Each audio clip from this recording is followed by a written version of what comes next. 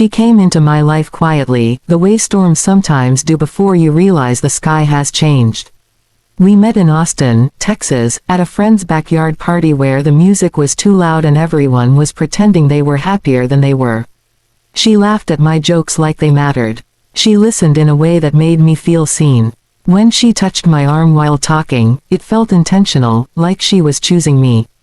At the time, my life was simple and fragile. I had just moved states for a job that promised growth but delivered long hours and little recognition. I didn't have many friends yet.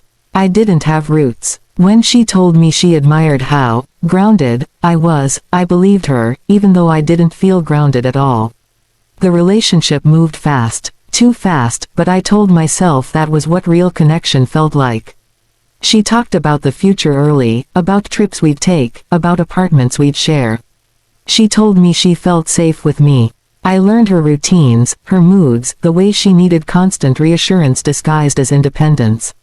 I gave it freely, thinking love was something you proved by how much you were willing to give up. The first cracks were small. She would disappear for hours, then return affectionate, apologetic, overwhelming me with attention until I forgot to question anything. When I expressed discomfort, she flipped it gently, telling me I was overthinking, that my insecurity was the real problem. I started doubting my instincts. I started editing my own feelings before speaking them. Slowly, my world began to shrink around her. Friends drifted. My focus slipped at work. I was always tired, always trying to be enough for a version of her that kept changing.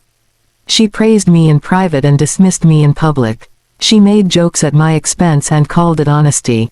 When I was hurt, she reminded me how much worse she'd had it in past relationships, how lucky I was to be with someone who had chosen to heal. The night everything broke was quiet.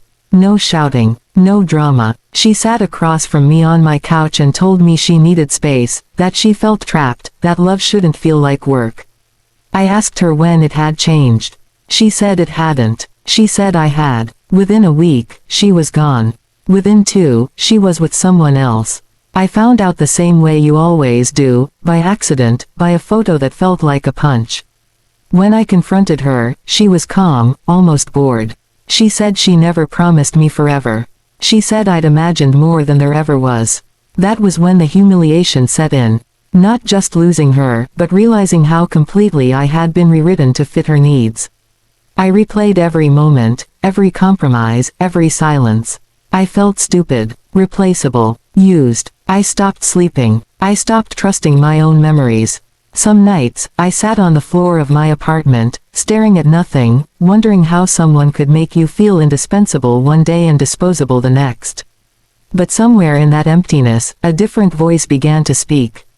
Quieter than the pain, but steadier. It didn't ask for answers. It asked for discipline. I didn't get angry right away. I got focused. Cutting her off didn't feel brave at first.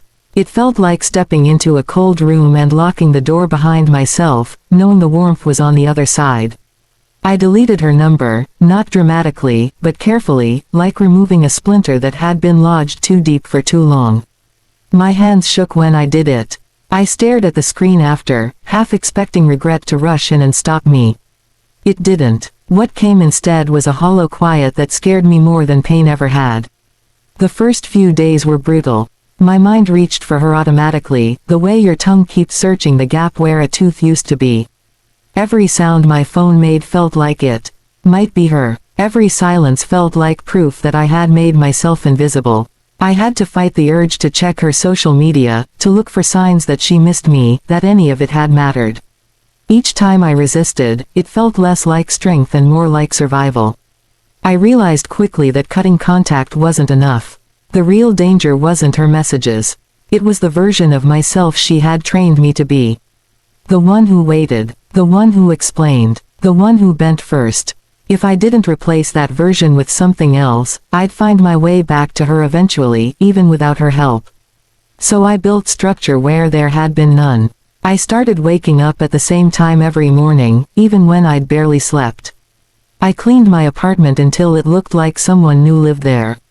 I threw away things she'd left behind without ceremony, not because I was angry, but because I needed the space. I filled my calendar with tasks that didn't ask how I felt. Gym sessions, work deadlines, online courses I'd been putting off for years. At night, the thoughts came harder. Memories didn't knock, they barged in. Her voice, her smile, the way she used to say my name when she wanted something. I let the thoughts pass without arguing with them. I didn't romanticize them. I didn't punish myself for having them. I treated them like weather, unpleasant, temporary, out of my control. There were moments when the loneliness felt physical, like a pressure behind my ribs. I'd sit on the edge of my bed and feel the weight of everything I had given away trying to keep her.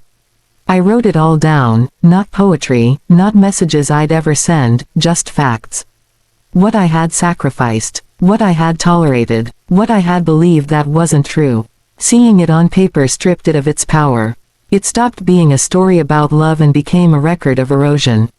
As the days passed, something unexpected happened. My thoughts began to slow. The constant anxiety dulled into something manageable. I noticed small things again. The way morning light hit the kitchen counter. The satisfaction of finishing a workout. The quiet pride of completing a task without needing approval. None of it was dramatic. That was the point. A week in, she tried to reach me. It came through email, a neutral subject line that pretended to be practical. She said she hoped I was doing well. She said she didn't mean to hurt me. She said she just wanted to check in.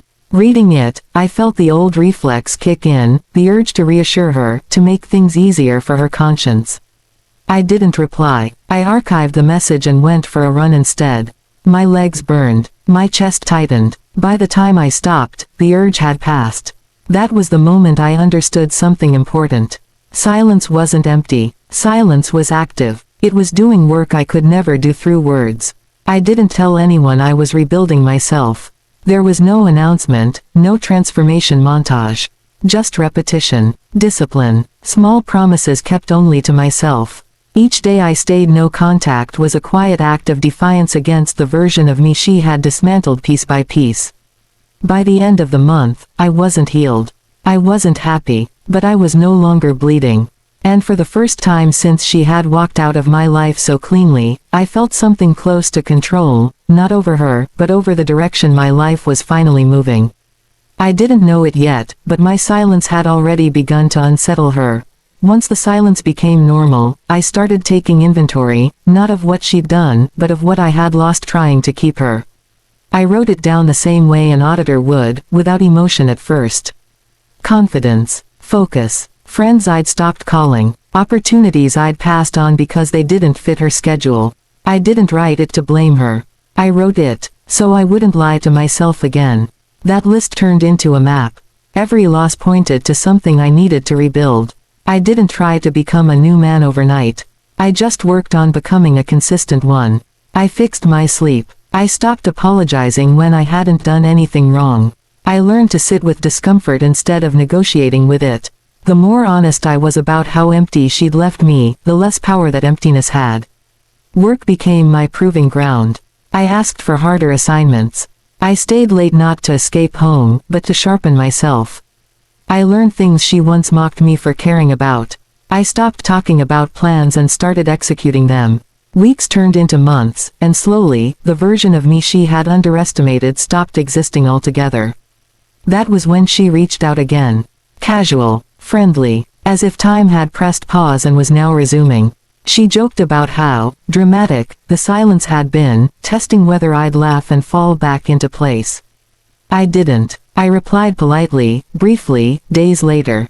Nothing cold, nothing warm, just distance with manners. The shift bothered her. I could tell. She asked questions she never used to ask.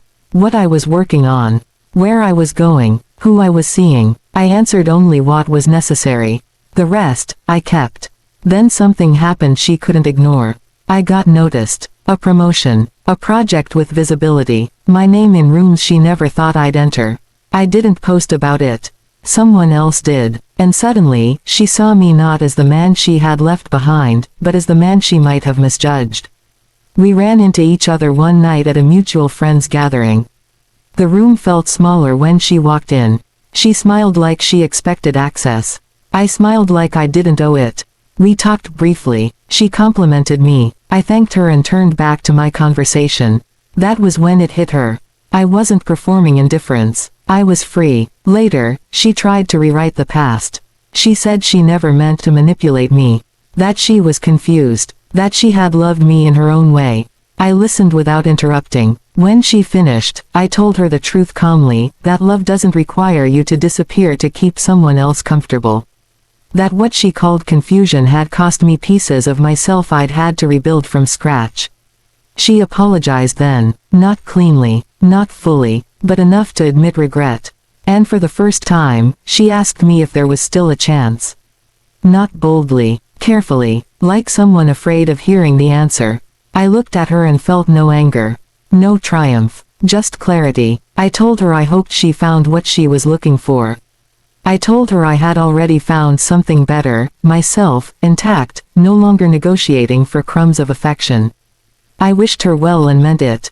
Walking away didn't feel dramatic. It felt final. The kind of final that doesn't echo. Her fake love had destroyed the man I was when I met her. But it failed to destroy the man I chose to become. And that was the revenge she would have to live with, the knowledge that she broke someone who refused to stay broken, and lost access to a version of me she would